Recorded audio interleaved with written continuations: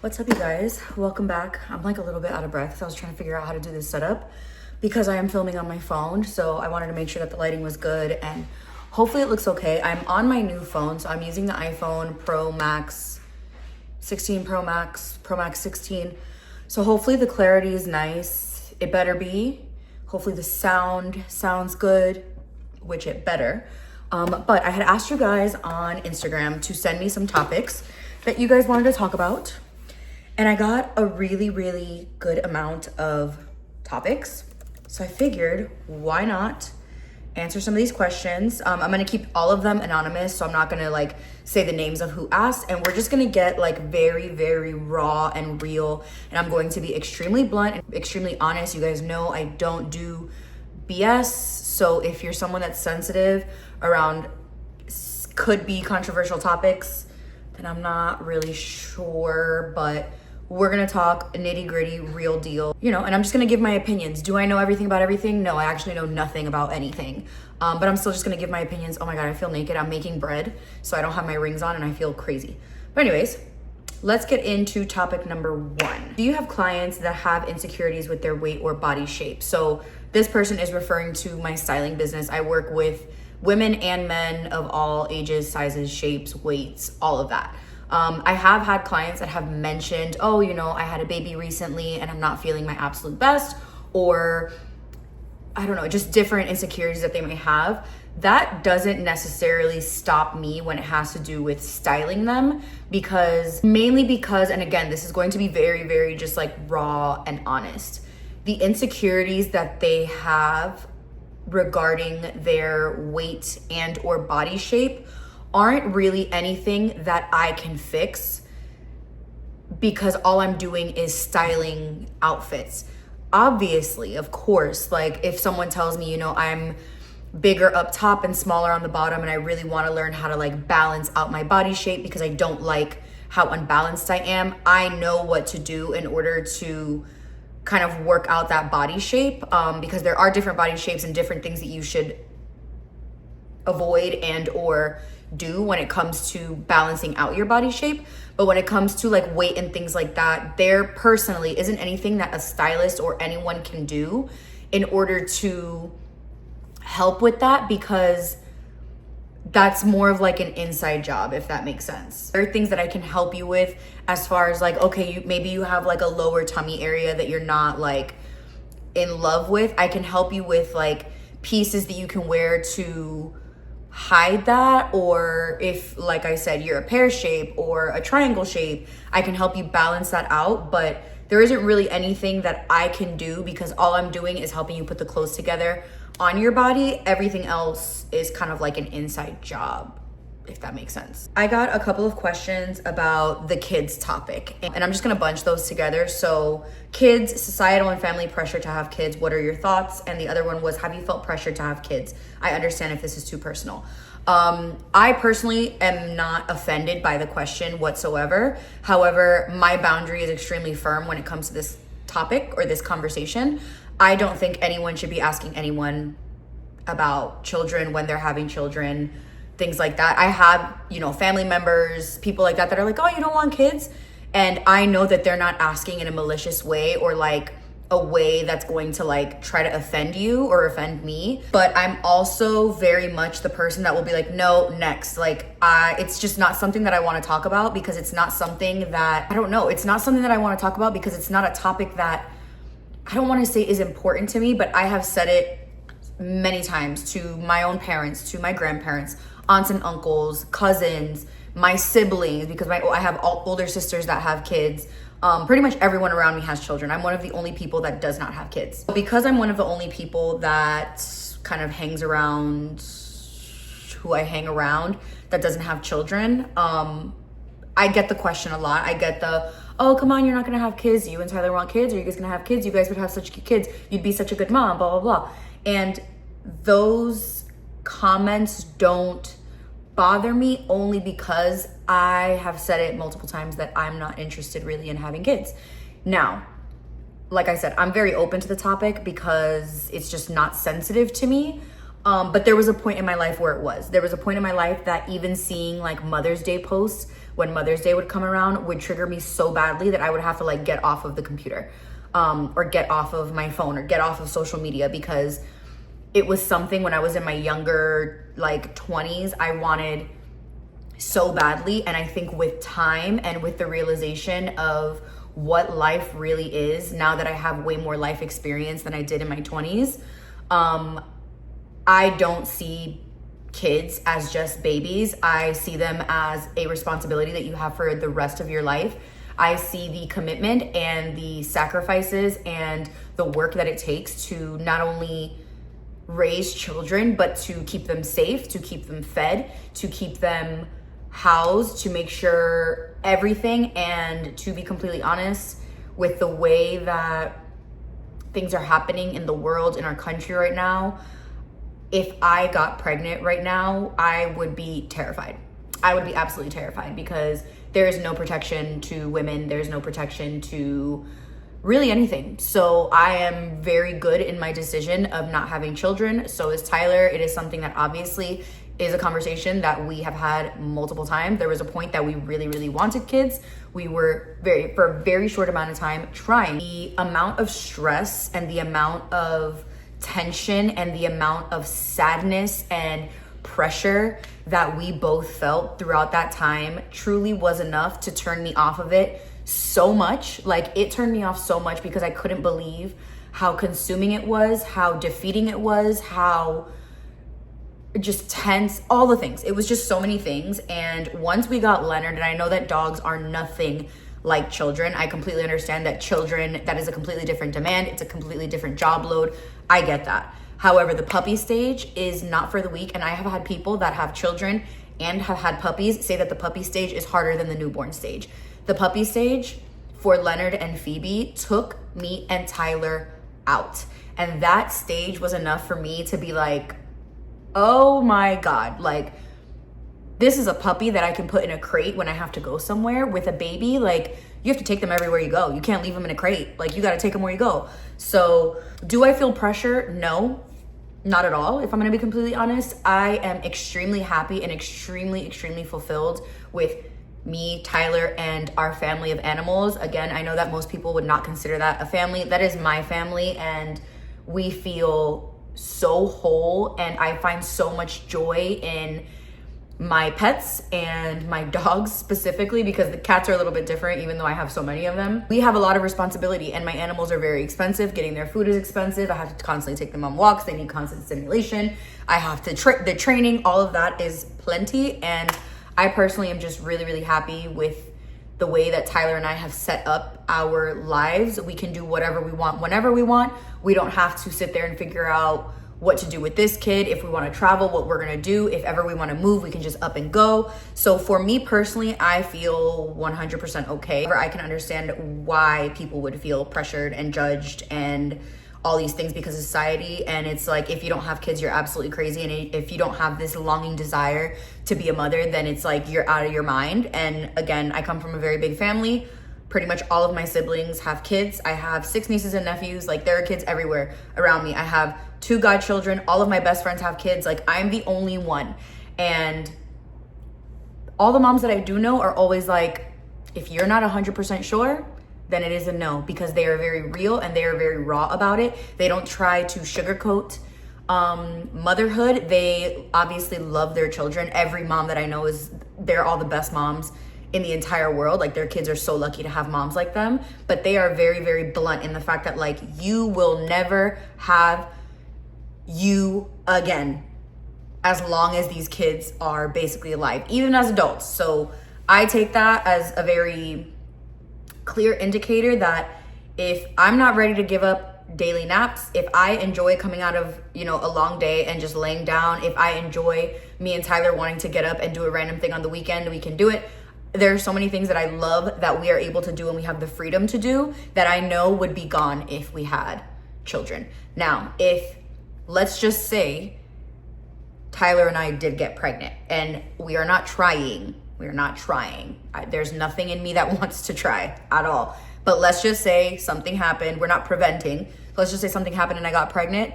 Would I have a panic attack? Probably. But I'd be like, okay, shit, we're going to be parents. And that would be it. Like, that would be the end of it. I'd be like, okay, our whole lives are about to change, but we did this. Like, we made a person, so here we go. So if I got pregnant, yes, I would have my child. But I'm not trying at all to be a mother. I love being the aunt. Weirdest food you have ever eaten? I don't think I have a weird food. I ate sal de gusano when I was in Mexico once. I went to Tulum in 2020 with Tyler, and we were eating sal de gusano, but I don't think is that technically food? Sal de gusano is what, worm salt? So I guess that could be. I used to work for a luxury watch company, like very, very luxury. Like, we were the competitor of Rolex. So I got exposed to a lot of very, very, very high profile clients and experiences. And we would do like private events, and we would cater from very, very like ritzy catering places. We would cater food. And one time I did have quail eggs? Was it quail eggs topped with caviar, which was an interesting combination, but it was freaking delicious. But I don't know. I don't think foods are weird necessarily. Although, like, I don't really want to eat like lizards or like weird animals. I'm not into that at all. When's the next Amsterdam trip? I'm not really sure. This is a good one. This is a tough one. Having friends that have opposing views and navigating those relationships. And I feel like that is really hard, especially because opposing views these days are so, it's not just we oppose, or like we have opposing views on whether ice cream is good for you or not. It's very, very intense. And I am pretty grateful that for the most part, all of my friends and the people that I have close to me, we kind of all vibe about the same things, especially when it comes to people's rights and things like that.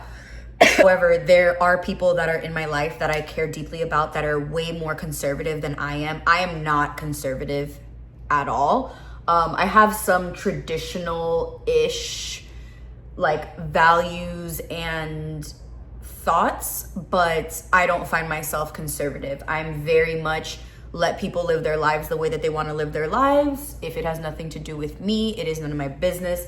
If these people want to marry each other, let them. If these people want to marry each other, let them. If you don't want to vaccinate your kids, don't. If you want to, do. It is, I feel like a lot of these things when it comes to the opposing views, and this is just my opinion, I feel like it's very much people being in the businesses of people that they have no business being in their business, if that makes sense. Like, again, if two men want to get married, I don't understand why that's anyone's concern.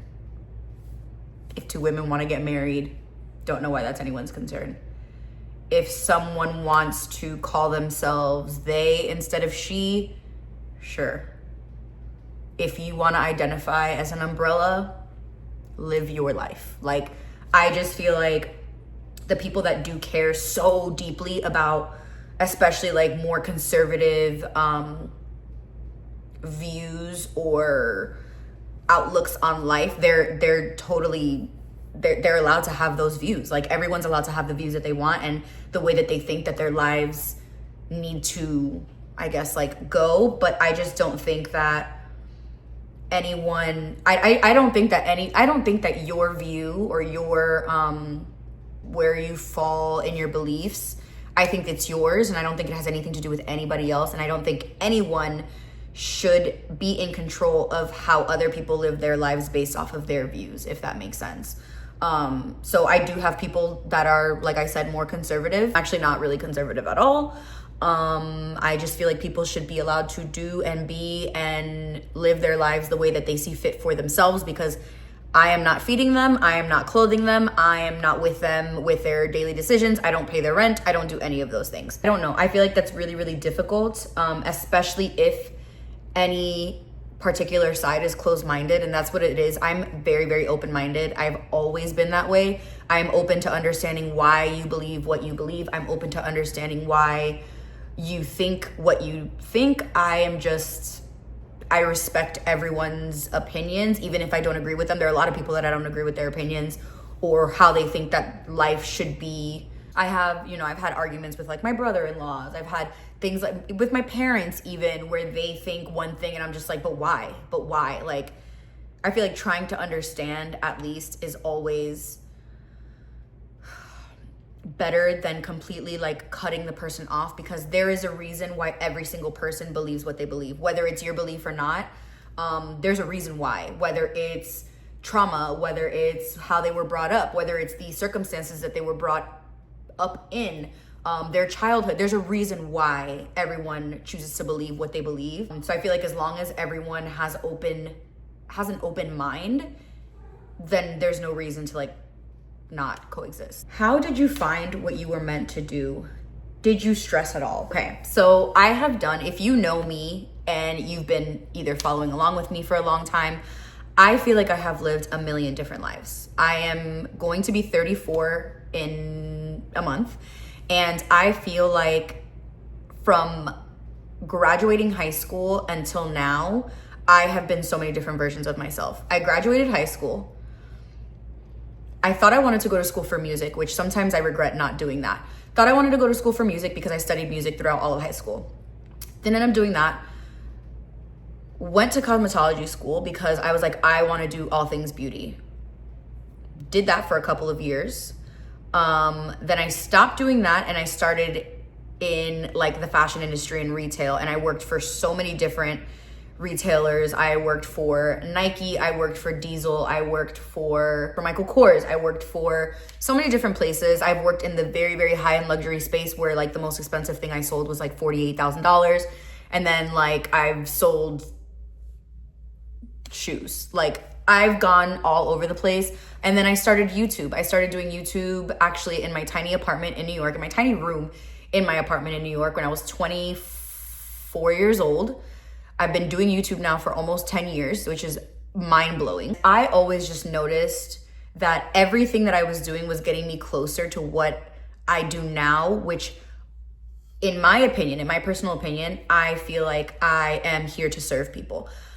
Specifically women. I don't really think that way of men. I don't think anything of my content revolves around or caters to men. It's all women. And everything that I've ever done has been around women. Makeup, hair, the entire beauty industry, all the retail that I've ever worked, aside from the luxury watch company because it was just a whole bunch of douchebag men. Everything that I've ever done has catered to women, done things to help women, styling women. I was visual merchandiser, which I talk about a lot. I did a lot of things, working at Sephora as a makeup artist. I got women ready for the most important days of their lives, their weddings, their baby showers, huge birthday parties, their engagements, like so many different things. Everything that I've ever done has always been to help women. And I feel like everything that I do right now aligns fully with that. So I don't know if I found exactly what I meant to do, because I feel like every other day I'm like, what am I doing with my life? Blah, blah, blah. Like those questions still go down in my mind, and I am going to be 34 years old. I'm still like, what the hell am I doing? Like, I need to get a regular job so I can get normal benefits and I can get PTO and I can build a retirement fund and like all these different things. And I am very much just like winging it. I don't know what I'm doing, like at all. To answer the second question, do I stress? I stress every single day. Every single day. Because being self-employed, which I am, I work fully for myself.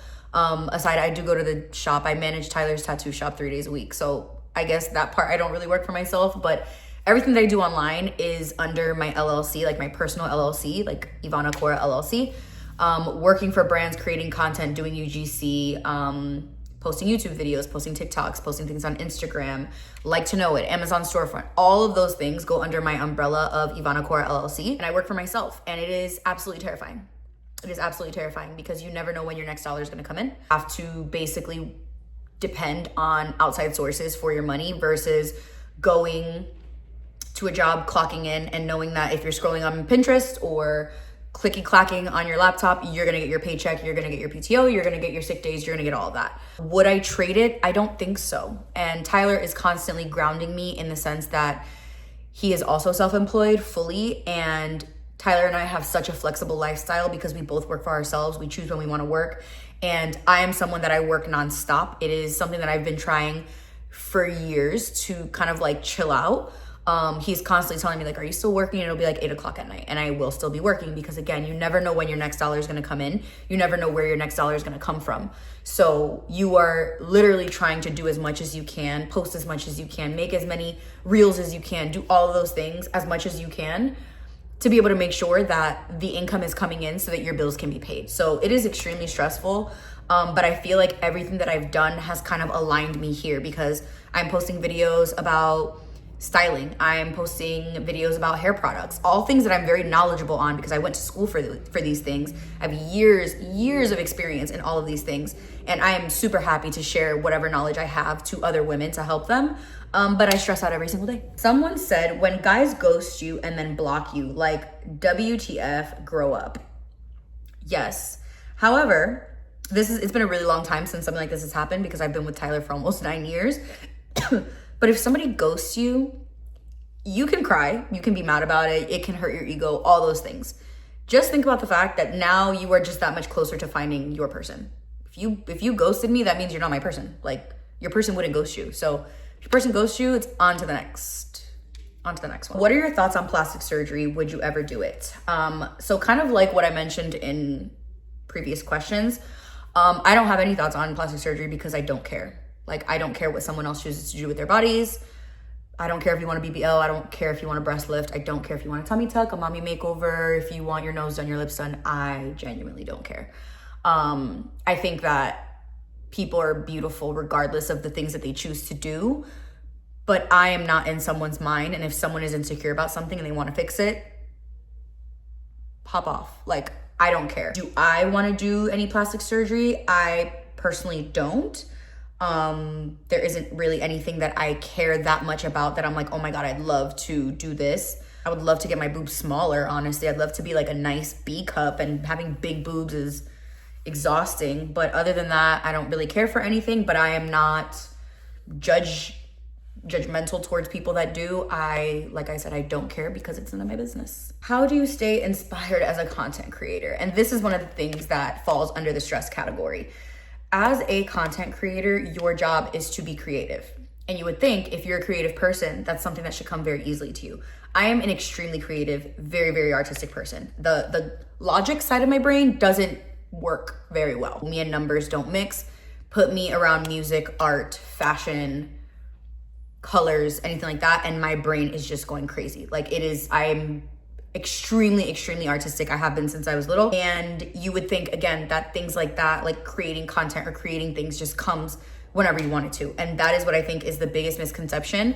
When you are not in the mood to create and you try to force yourself to create, you can see it. Like, you can, it's something that like, you're like, oh, wow, that I was not in the mood to do that. And when you're in the mood and things are flowing naturally and you're just like feeling inspired and all of these things, the way that it comes to you and the ideas that come to you are iconic. It's like, oh my God, this is some of my best work. Some of the things that I have to do to stay inspired is unplug. I can post my content without being chronically online. A lot of the times I have to fully disconnect. Like, I need to get off of my phone. I need to go outside. I need to look at life moving around me. I need to be around my friends. I need to be around my family. I need to go grocery shopping. I need to fully not be creative. Like, just let myself be a person, not a creative person, just like a person. Aside from that, I love Pinterest. Pinterest inspires me so much because it's just art everywhere. It's so much art. Books, magazines. I have coffee table books that I actually look at, like, for the art that's in them. Days that I do feel inspired or creative, I have to batch create.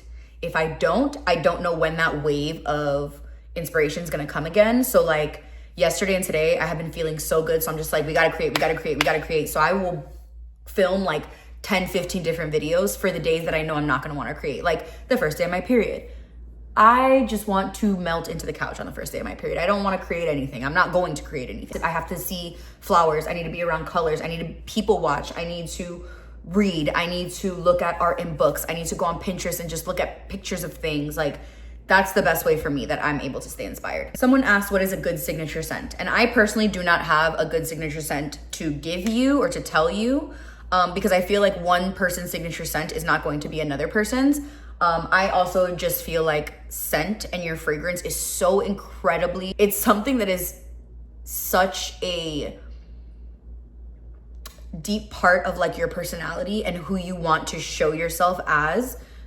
So I don't feel like people should copy each other's signature scents. I personally feel like there are so many fragrances that people wouldn't even imagine existed, because everyone goes for the same 5 product or the same 5 perfumes that every other girl are wearing. Baccarat Rouge 540, Le Labo Santal 33, Le Labo another 13. There's like, everybody uses the same scent. Even if you want to like dig through that brand, you can find a scent that like nobody else wears, that you're like, oh my God, this is my scent. And whenever somebody smells this scent, they're gonna know that it's me. Like, that's what I love. I love having a signature scent that someone smells and they're like, oh my God, it smells like you here. And I feel like we've lost that due to content creation. No one has originality as far as a lot of things, but even with scent, like, although I do feel like scents smell different on anyone. So like, I can wear a scent and you can wear a scent and it can smell completely different on each of us.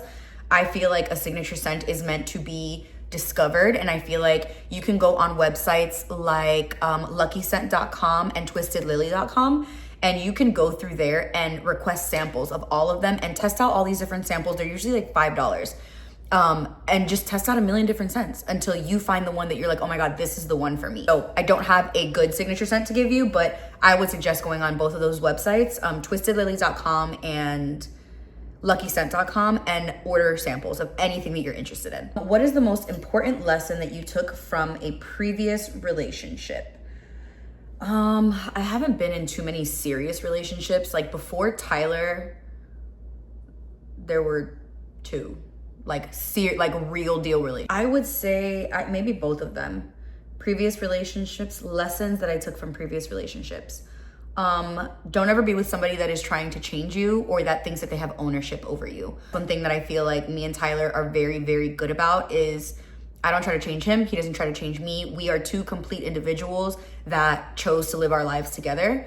And I firmly believe that. I don't own him. He doesn't own me. I am not his property. He is not mine. We are 2 people that really like each other, that we're like, all right, let's do this life together. I have been in relationships where it's been the opposite, where it's you're my property, or I need you to do this, or I need you to do that to be this for me. No. Has your relationship changed since being married or remained the same? It has changed in a lot of really, really good ways. I don't know what it is, but getting married does make you feel different. Being engaged even makes you feel different about the person. Immediately feel like you are a partnership, like you're a team. Everything that Tyler and I do is based off of that. We work so much as a team. He has his strengths, I have mine. We don't try to dip into each other's strengths. He does what he has to do 100%, and I do what I have to do 100%. And we come together and bring 2 100% into our relationship. Yeah, I feel like as far as a lot of things, it's remained the same, but it's gotten more serious because of the fact that like, he's always like, okay, you know, I have a wife to take care of. Like, I have a family to take care of, because again, regardless of the fact that we don't have children, we're still a family. And that is another thing that has made my mind shift as well. It's like everyone at some point breaks off and creates their own life with their own families. And that is what I have to do, because sometimes I feel like I'm 16 years old still and I need my mom and my dad for everything. But it's like, Tyler is the person that kind of is supposed to replace those people. Like, that's supposed to be who comes first now. And I'm someone that is so close to my family and so close to my mom and always called my dad for everything, that it's like, it was a transition for me to be like, okay, I don't need my dad for this because I can call my husband now. Advice and tips on how to feel confident within yourself. A lot of the times you really just have to wash your hair. And I know that sounds crazy, but if you don't feel good about yourself one day, wash your hair and do it. And then let me know how you feel. There are so many times that I'm like, I am the ugliest slob. I suck at what I do. I am wasting space. I'm wasting time. I wash and blow dry my hair and I'm like, what was I even talking about? What was I talking about? So a lot of the times you just need to get yourself together. I feel like if you put yourself together every single day, and you can just choose, like I've seen this thing that's like, choose 2 of the 3, whether it's do your hair and put on an outfit, do your makeup and do your hair, do your makeup and do your outfit. Choose 2, do those 2, and do it every day. And the productivity level will be through the roof. I never, ever feel unproductive when I do my makeup, do my hair, and I do very, very simple makeup. Like, my makeup routine is 6 products, takes me less than 10 minutes. If my hair's blow dried, I'm good for a couple of days, and throw on some clothes. Put on some jeans. Put on some jeans. Even if they're comfy jeans, put on some jeans. That definitely helps. Someone said social media and relationships. And I feel like this is a touchy subject. So I will just give my opinion and what works in my relationship. Social media isn't even a topic. We don't even talk about it, like, at all. Tyler has his Instagram. I have my Instagram. Does everybody know that I'm married? Yes. Are there pictures of Tyler on my Instagram? Yes.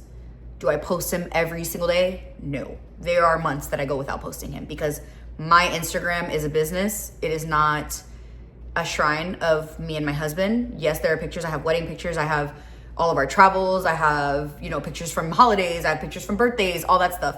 But my Instagram is not served as a photo album for me and Tyler. Same thing with him. His Instagram is a business Instagram. It is a portfolio of all of his tattoos. So I am not offended at all if there's not a million pictures on his feed of me. Does he still post me? Yes. Like, he posted me on Valentine's Day. He'll post me on our anniversary. He posted me during our wedding. He'll post me for my birthday. If we're doing something, if we're on a date night and he wants to take a picture, he'll post me. But I don't need him to be blasting me all over his social media, and I don't need to be posting him all over my social media. It's just something that is not important to us. As long as you are your person is not a secret. Like, my husband is not a secret. Like, I don't have my ring on now, but like, I have a big old ring. Like, you can see that I am married regardless of if you see this person on my Instagram 24/7. So I feel like if social media is even going to be a problem, if you are going to start dating or something like that, then maybe dating isn't the best thing, because if someone is going to do shady shit behind your back, they're going to find a way to do it regardless, whether it's fake emails, fake Instagram accounts, hiding things in their Instagram, having a second phone, seeing girls at work. Like, it's going to happen regardless if you're dating someone that's shady. So yeah, for me, I personally don't care if Tyler posts me or not. Yes, is it nice, like, when he's like, oh, I want to post you for Valentine's Day, or oh, let me take a picture of you, I want to post you for our anniversary. Of course it is. But Tyler's entire Instagram is tattoos, and he barely ever posts, like, literally barely posts on stories or on his feed. So I don't really care. It's just, for us, it's a business profile. It's not like a personal one. So I personally don't care. This one is tough. Staying in a relationship that you know is not right. And I know how hard that can be because I have been there. I feel like we probably all have been there. And making the decision to leave is one of the hardest decisions, because you don't know if you're making a mistake. Maybe there's kids involved, all those different things. And all I can think of is staying with someone or staying in a relationship that is not the right relationship for you is only stopping you from living the life that you deserve to live, living your dream life, whether it's by yourself and single, or if it's with your dream person, whether if it's with a guy, girl, whatever. The longer you are in a relationship that is not for you, is the longer you're putting off aligning with what is for you. If you hold on to things, and can be with anything, things in your space, friendships, relationships, if you hold on to something that is not the right thing for you, you aren't making room for what is. And the sooner that you get rid of it, no matter how hard it will be, the sooner everything that's supposed to be for you will actually enter your life. Keeping the flame in marriage. Together 9 years, married 2, similar to you, I believe. That is actually really similar. Me and Tyler are about to be together 9 years and have been married for 2. It's hard. It's really hard because the everyday mundane things can sometimes take over, and you don't feel your sexiest, you don't feel your hottest, you don't feel your most sexual, you don't feel your most caring or loving or affectionate or anything like that. And I remember when Tyler and I got engaged, I always told myself, if I'm going to get married, I need to remember that this is the one person that I basically need to date for the rest of my life if I'm going to marry them. This needs to be the person that I'm excited to go on date nights with. It needs to be the person that I'm excited to have movie nights with, that I'm excited to cook for. It needs to be all of those things. So I personally feel like keeping the flame is treating it, and I feel like everybody says that, like, oh, you have to always date your partner. But you really do. Like, the excitement that I get when Tyler's like, hey, do you want to go on a date night tomorrow? I get so excited and I do the works. Like, I want to do my hair, I want to shave my legs, I want to do my makeup, I want to put together an outfit because I deserve it, because he deserves it, because we deserve it. Like, it's something that like is deserving of everybody that's involved. Like, we're not supposed to just get married and just be like, all right, found the person anyways. Like, that sounds so miserable. So it's like, actually put in effort. And I think that that's what it is. It's just a lot of effort and a lot of remembering that like you got married, that was a choice. Like, you made the choice to get married. You made the conscious decision to legally bind yourself to this person. So it's like, why not make the best of it? Why not? Thoughts on dating apps for a serious relationship? Good idea or held to the no? I feel like you don't know if you don't try, honestly. If I wasn't in a relationship and I wasn't, like, let's say me and Tyler, God forbid, were to split, honestly, I'd probably be single for the rest of my life. I would not want to be in a relationship ever again, most likely. I'd be like, meh, whatever, did that, been there, done that, now I'm just gonna be by myself and I'm gonna live in my cute pink apartment in the city and do all the fun. However, if I wanted to get into dating, I'd absolutely download a dating app. And then if I hated it, I would just delete it. I know so many people who've had huge success on dating apps. And then I know people that are like, this is not for me, I hate it. But I feel like there's only one way to find out, and it's to try. And if you try and you hate it, just delete it. I would love to hear your take on overconsumption in the beauty space. I am such a good person to answer this because I was involved in the overconsumption of the beauty space because I was a makeup artist during the huge YouTube era, 2016, 2017, 2018. That was like when the Jaclyn Hill palettes were going. That was when Becca Champagne Pop came out. That was when all the Anastasia palettes came out. Like, I was a makeup artist at Sephora at that time. So when I tell you I was spending so much money every single week at Sephora, my paychecks were going right back to Sephora. Tyler would buy me makeup. Like, I was always trying to buy the next thing because you wanted to make sure you had the coolest new thing. It was almost like collecting. Like, it was crazy. Guess where all that makeup is now? In the trash. Because it expires. And I feel like people forget that. People buy and buy and buy. And unless you are a creator, like a content creator that has to do with makeup, or a makeup artist, there is no reason why you need 65 foundations. There is no reason why you need 84 eyeshadow palettes. So I promise you, as long as you have like 3 browns that you can deepen up a crease and a couple sparkles for the lid and maybe 1 palette that has colors, you're good. You're so good. I have downgraded my makeup collection to just what's in my makeup bag, and it is quite literally, I think, like 10 or 11 products, and that's all I need. And I do not buy until I completely run out, and it has been the best. I have saved so much money. None of my money goes to makeup anymore because I don't buy anything until I run out. And it's perfect because none of it's going bad. I'm using everything that I own. It is perfection. I think that the overconsumption was out of control a couple years ago. I do think it's getting better. We're so aware of how out of control it has gotten. But yeah, declutter and get rid of it because half of it's probably expired anyway. Okay, the last question or the last topic is about finances. And I am not the person that is equipped to talk about this topic. I can touch on things that I have learned as someone who did not have much financial education as far as growing up. My family, like, we weren't like a well-off family or anything like that. So, you know, once we moved out of New York and my dad basically had to start over, it was rough. It was really rough. My mom was basically the sole provider of my family, and I have a lot of siblings. So we never learned about money. We didn't talk about money. My mom never talked to us about saving. My mom never talked to us about taxes, because I quite literally think that she was just trying to survive. She was just trying to make sure that she was making sure we had food. We were passing all of our tests. We had our homework done. Like, my mom was in pure survival mode. So we did not get education like that. None of my siblings did. So we were just kind of thrown out there to figure it out ourselves with credit cards, with student loan debt, with all these different things. And I feel like after a while, and after seeing and learning that your money is supposed to work for you, you have a little bit of a shift in your mind. But one thing that my mom always did say was, it's never about how much money you make, it's about what you do with the money that comes in. And it's so true. It doesn't matter if you're making $200,000 a year or $85,000 a year or $60,000 a year. If you are making your money work for you, you're fine. If you have a little bit to put away in savings, it could be $10, it could be $50, it could be $100. If you're putting anything away, it's a win. If you can pay your bills, it's a win.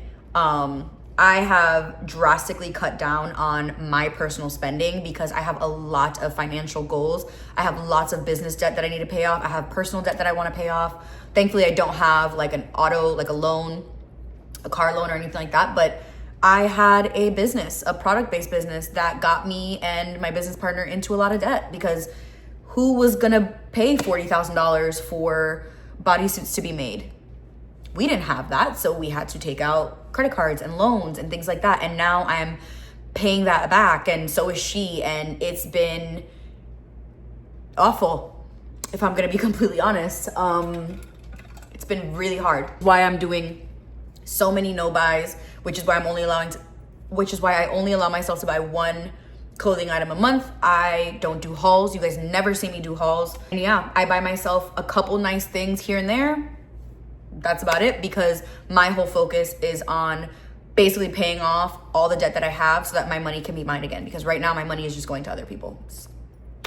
Every client that I book, every partnership that I have, every payout that I have from Amazon, Like to Know It, all these places, all of it is going to debt. And it is exhausting. But the second I pay it off, the second my money becomes mine again. All right, so that wraps up all of the questions.